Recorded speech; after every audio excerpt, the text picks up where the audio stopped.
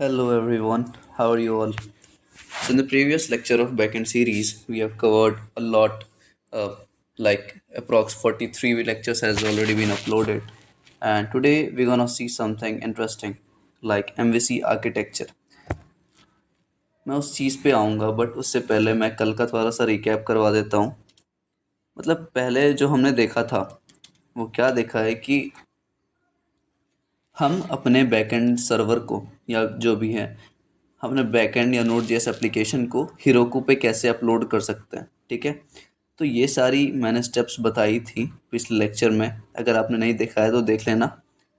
ठीक है, तो इस स्टेप्स को यूज़ करके आप अपना जो भी प्रोजेक्ट है बैकएंड का आप लाइव कर सकते हो। ठीक है, इसके हेल्प से मुझे क्या मिल रहा था, मुझे एक पब्लिक लिंक मिल रही थी जो कि मैं शेयर कर सकता हूँ। बट पिछले लेक्चर अगर आपने देखा होगा तो आपको पता होगा कि हिरोकू अब पेड हो गया है, अब फ्री नहीं है। तो इस वजह से हम लास्ट क्रिएट तो नहीं कर पाए, अपना पब्लिक यूआरएल मुझे नहीं मिला, बट हाँ सारा कुछ समझ आ गया कि कैसे ये चीज़ परफॉर्म होती है। ठीक है, इस लेक्चर में हम वापस से एक चीज़ देखेंगे। ठीक है, वापस से हम सारी चीज़ देखने वाला हैं।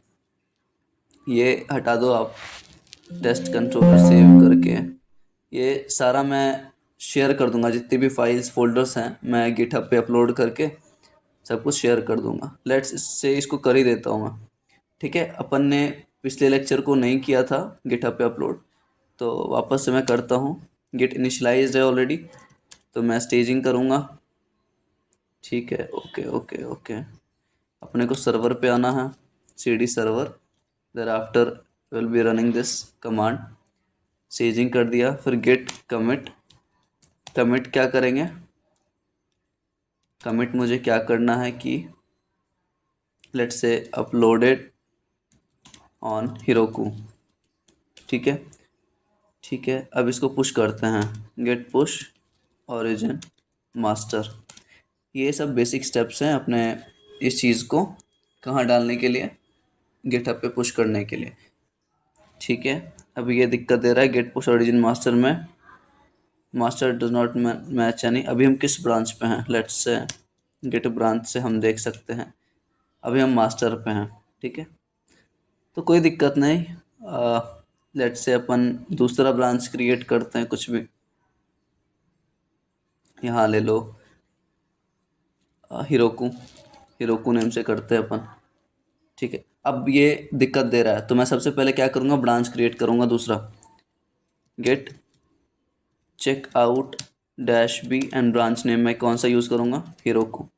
ठीक है, अगर आपको ये नहीं समझ आ रहा तो कोई दिक्कत नहीं है, गिटहब और गिट की सीरीज़ ऑलरेडी चल रही है। अब मैं जब गेट पुश ओरिजिन हिरोकू करूँगा तो ये हो जाना चाहिए। Please make sure you have correct access right. Okay, समझ गया ये। चलो, रिपॉजिटरी से दिक्कत है, ये रिपॉजिटरी की दिक्कत है, प्राइवेट होगा शायद वो चीज़। ठीक है, तो ये आप कर लेना, आप गिटहब पे पुश कर लेना। ओके, अब इस लेक्चर में हम क्या देखने वाले हैं कि हम अपने चीज़ों को किस तरह से ऑर्गेनाइज कर सकते हैं। ऑलरेडी हमने देख रखा है बट इसमें थोड़ा क्लियर कर लेते हैं पहला। ठीक है, हम आज क्या पढ़ेंगे, एमवीसी आर्किटेक्चर। इसको भी मैं थोड़ा सा, चलो index.js नीचे आ जाओ। यहाँ पे आज हम देखेंगे एमवीसी आर्किटेक्चर। देखो एमवीसी का क्या मतलब होता है ना, मॉडल व्यू कंट्रोलर। ध्यान से देखना, एमवीसी का क्या मतलब होता है, मॉडल व्यू कंट्रोलर। चलो इससे पहले से बताते हैं कि software, software architecture patterns, software architecture patterns मेरे पास दो होते हैं। ठीक है, पहला कौन सा है, पहला कौन सा है मेरे पास, मोनोलिथिक आर्किटेक्चर। सेकंड कौन सा है, micro service architecture. Monolithic architecture जो होता है ना, ध्यान से सुनना, मोनोलिथिक आर्किटेक्चर में हम सारा प्रोग्रामिंग, सारा कोड एक सिंगल फाइल में करते हैं। ठीक है, सारा कोड हम सिंगल फाइल में ही लिखेंगे, ये होता है मोनोलिथिक। ठीक है, बस बेसिक समझनी है अपने को। दूसरा होता है micro service architecture. Micro service architecture एक ऐसी आर्किटेक्चर है, मतलब एक ऐसा तरीका है, it is just a way, let me define this term, a way to design application as a collection of small services. ठीक है, मतलब कि अपने काम को छोटे छोटे चंक्स में डिवाइड करना और उस पर काम करना, उस आर्किटेक्चर को हम माइक्रो सर्विसेज आर्किटेक्चर बोलेंगे। ठीक है, तो मोनोलिथिक और माइक्रो सर्विस हमें समझ आ गई चीज़ें। अब एमवीसी क्या है? एमवीसी आर्किटेक्चर एक माइक्रो सर्विस आर्किटेक्चर को ही बोलते हैं हम। ठीक है, अब इसका हम एक बार थोड़ा सा डेफिनेशन देख लेते हैं। एमवीसी के बारे में थोड़ा सा अगर अपन देखें तो ओके, देखो, MVC design pattern software architecture pattern that separates an application to three main components, model, view, controller. इसके बारे में हम बात करेंगे अभी। Making it easier to manage and maintain the code base. ठीक है, इसका मेन पर्पस क्या है कि हमारे कोड को मैनेज एंड मेंटेन करके रखेगा। मेन पर्पस क्या है इसका? Manage and maintain the code base. ठीक है, मतलब जो हम एसआरसी में, देखो एसआरसी में जो हमने इतना फोल्डर्स बनाए हैं अलग अलग, उसका कोई ना कोई काम है, कुछ ना कुछ फंक्शन परफॉर्म कर रहा है सब।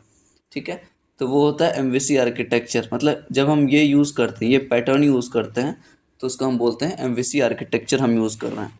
ठीक है, मॉडल व्यू कंट्रोलर, इसका जो फुल फॉर्म होता है वो होता है मॉडल व्यू कंट्रोलर। अब इस एक एक करके देखते हैं मॉडल का क्या काम है।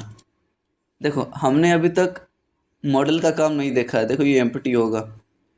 ठीक है, ये शायद ही, अच्छा अच्छा कर रखा है हमने। ठीक है, इसको भी ऑर्गेनाइज करेंगे हम। ठीक है, मॉडल का काम मैं अगर बताऊं तो ये बेसिकली होता है डेटाबेस की स्कीमा को डिफाइन करने के लिए। ठीक है, डेटाबेस के स्कीमा को डिफाइन करने लिए हम मॉडल यूज़ करते हैं, और इसमें जो आ जाएगा वो आएगा mongoose डॉट मॉडल मेथड का यूज़ करेंगे। समझ आ गया?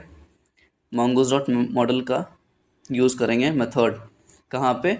मॉडल वाले फोल्डर में। ठीक है, सेकंड जो आएगा अपने पास वो है व्यू और कंट्रोलर। देखो, व्यू का क्या काम होता है?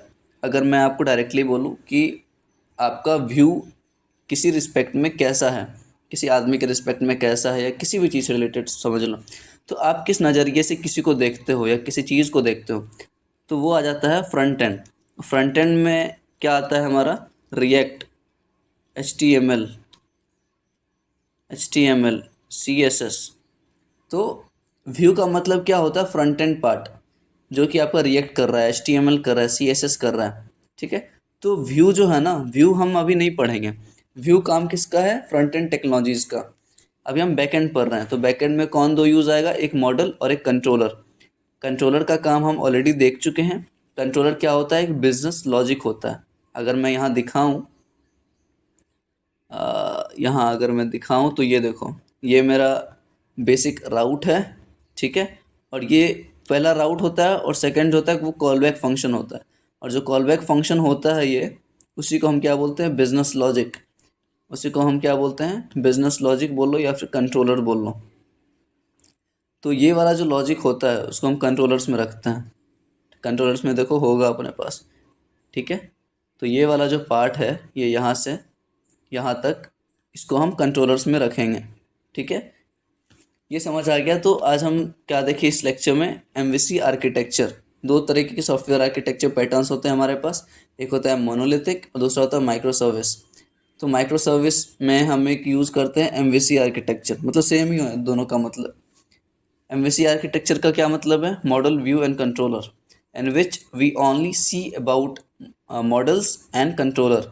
व्यू की बात हम तब करेंगे जब हम अपने फ्रंट एंड एप्लीकेशन पे काम करेंगे, फ्रंट एंड पे काम करेंगे। ठीक है, तो नेक्स्ट लेक्चर में हम वापस से एक नया फोल्डर बनाएंगे, सारा कुछ नया नया एमवीसी के रिगार्डिंग। ठीक है, एमवीसी सीखेंगे कि कैसे कोड को अपने ऑर्गेनाइज करना है। ओके, और हम वैलिडेशन परफॉर्म करेंगे। ठीक है, चलो नेक्स्ट लेक्चर में मिलते हैं। Bye bye.